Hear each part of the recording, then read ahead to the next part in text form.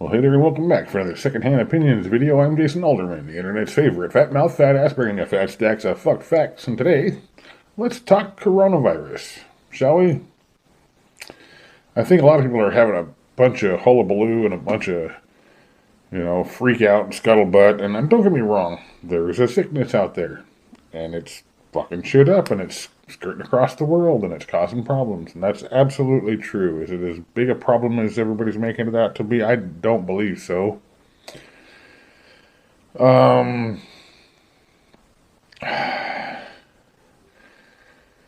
in this world, in this society, in today's time, it's difficult to tell when anybody is telling what proportion of truth.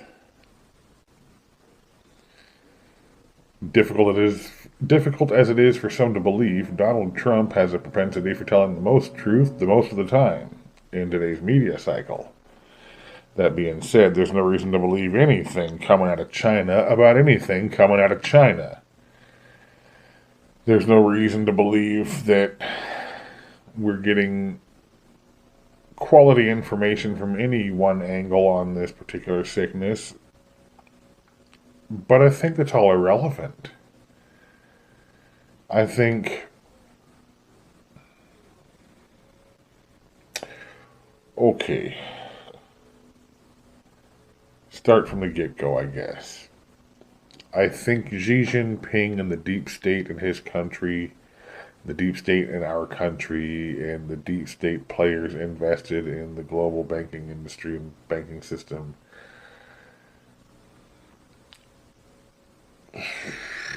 orchestrated this accident in an effort to damage the global economy, in an effort to create the thing, to create the event that was supposed to happen that Donald Trump keeps shutting them down on.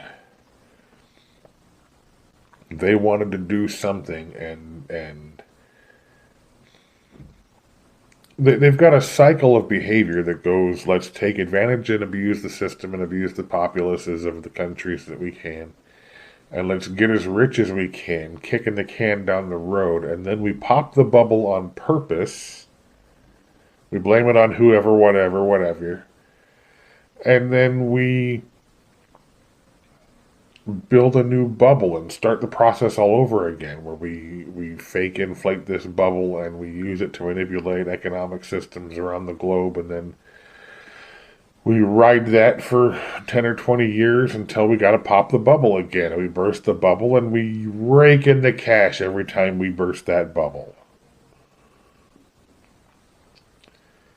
So do I think that the deep state have been trying to burst that bubble with some sort of an event, whether that event was Syria or Afghanistan or Iraq, Iran, or Russia, Ukraine, or they've been trying everything they can. They've just been trying to lie about it and create a scheme about it. This, in my opinion, is the first time they actually did something real about it. They encouraged China to loose another viral weapon. Okay. Is it scary? Sure, it's scary. I'm not terribly afraid. I don't care if I get it or if I don't. I'm sure if I get it, I'll make it through it. Uh,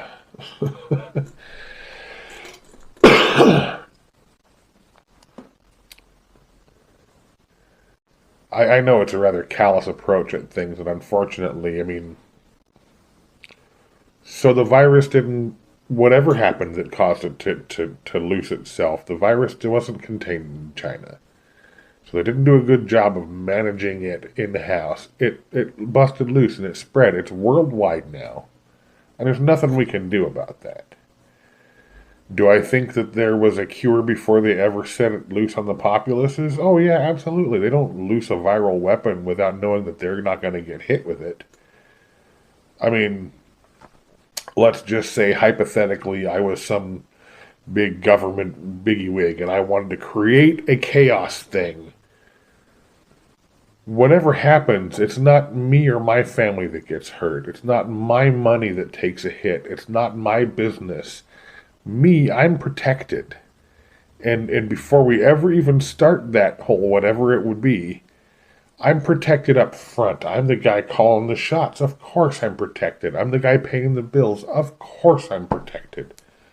So if I was some government, whatever, biggie-wig, and I was going to loose a viral weapon out there onto the unsuspecting populace in an effort to push it around the world in a global pandemic and scare, in an effort to crash the economic structure, I would certainly, first of all, secure my financial state right after I secured my medical state. I mean, is there a cure for it? Cool. I got 60 doses? Good stuff. Now, my money, let's turn that into commodities and goods that are usable, non-usurpable. Great. Not attached to the central bank? Good.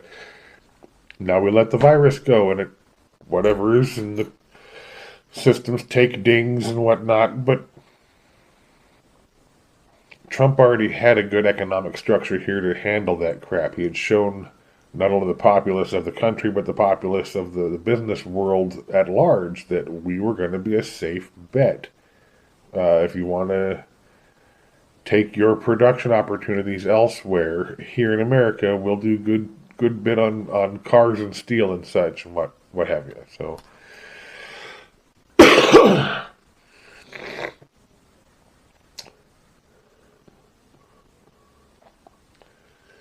like I said, do I think the sickness is what's a big deal? No, I don't really think it's going to be a big deal. Do I think? I suspect we've all already seen this type of sickness throughout our lives, a few times.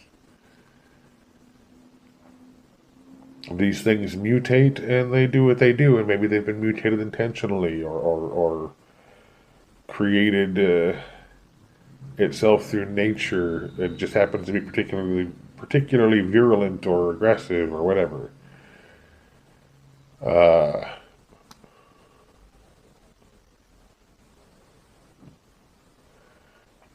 The real deal is it's here, and there's not much we can do about it. So you're either going to get sick or you're not, and you're either going to live through it or you're not. That part is just kind of written down already. There's not much you can do about all of that. You can take precautions, and you can hit your hand sanitizer up and what have you. But you're either going to be exposed or you're not, and it's either going to do what it does or it ain't. So there's not an awful lot of use in worrying about that. What you might consider concerning yourself with is, what does your community do when this starts getting strange in your neighborhood? Some of my favorite YouTube commentators have been talking about making preps and getting their food supply stockpiled up quite a bit recently, and they're pushing that, and they're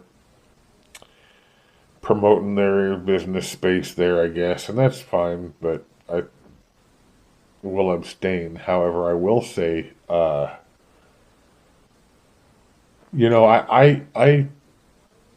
plan.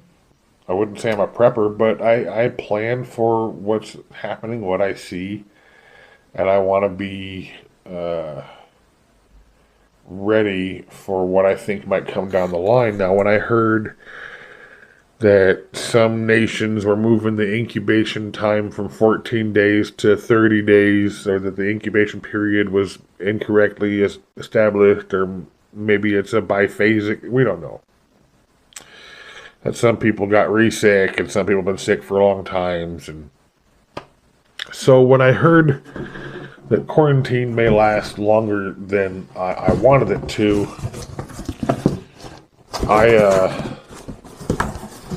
I did order something. I ordered some ER bars. These are emergency food rations that you can use, to feed yourself and your family in an emergency. It's not like they're smorgasbord, and it's not like you won't get sick and tired of the slightly sweet sugar cookie flavor.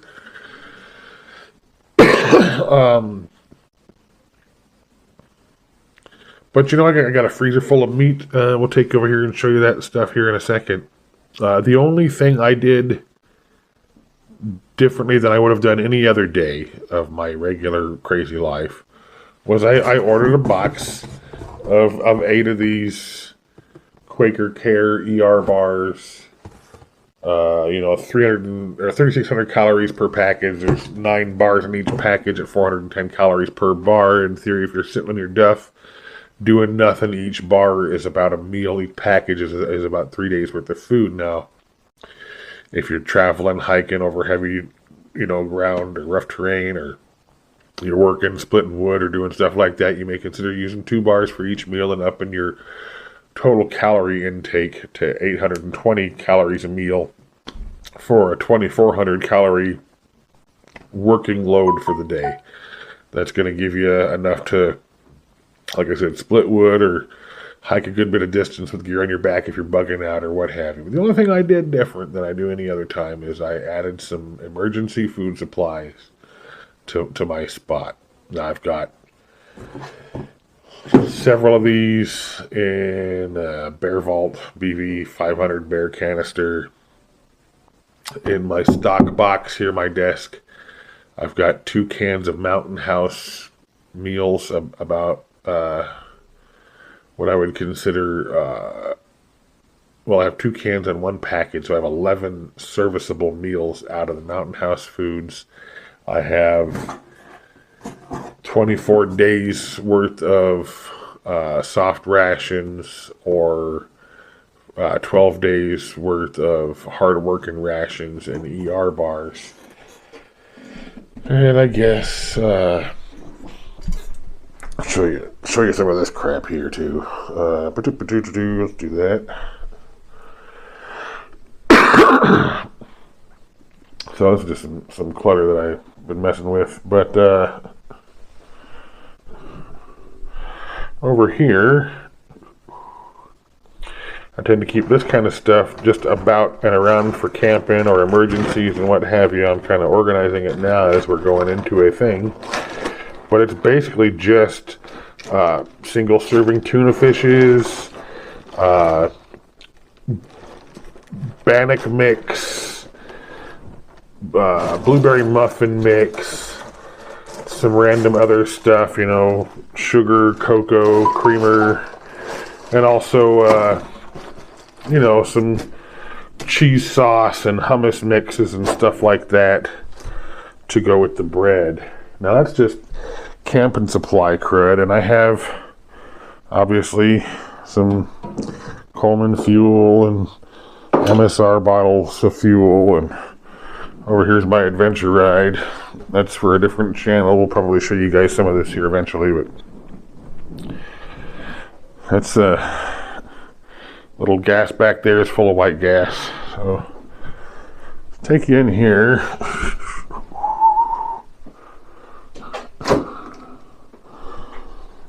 Stockpile full of frozen meats.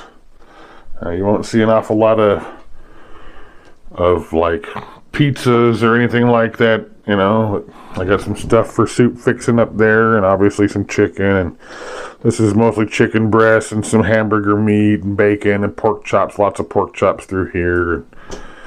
Got some country steaks, bacon, and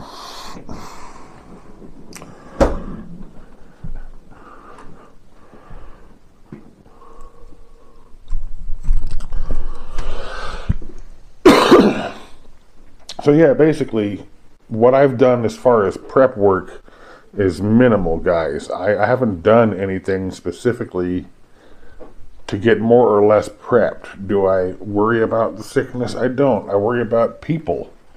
I worry about people panicking and doing crazy stuff or responding crazily. I worry about government and bureaucracy. I mean, I do live here in Eugene, Oregon, so I have no faith in our government locally here. But I worry about things like what they did in Katrina. Hurricane Katrina came through and they started pilfering people's stockpiled stored goods and what have you. I wouldn't try that here, because all you're going to walk away with is a bad case of hot lead poisoning. What I have here is minimalistic and is enough for me and my family. Anybody who comes and tries to take it, I don't care who you are, that puts my life and my family's lives in jeopardy, at risk. If it's a choice between you and me, it's going to be me every time. So yeah, obviously I I keep ways to defend my food and water and supplies. You should do the same, and you should also be aware that if you aren't already kind of ready, you're already too late.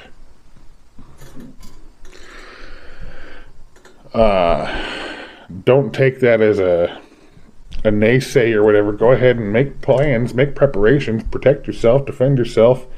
Make sure that you're going to be ready if there's a quarantine, or if they start coming through your neighborhood trying to take your food that you've got stockpiled or whatever.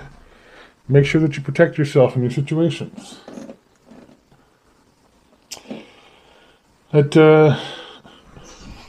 Yeah, guys, that's my thoughts on the coronavirus. Is it going to be a big deal? No, it probably isn't going to be a big deal. Is it going to cause chaos? Only as much as you really let it. Was it designed to be a thing? Yeah, I think it was. I think it was designed to be a thing to damage Trump's economic growth here in America specifically, and to create a picture, an image, if you will, of the world economy and the central banking system. In the end, I think it's just going to show you that Trump's managed as much of this as possible, and he's going to continue questioning what the central bank's purpose is. Well, alrighty, guys, let's all pretend like our opinions matter. Leave that shit in the comments below. And remember, this is YouTube, BitChute, and all the other social medias, so do all the things.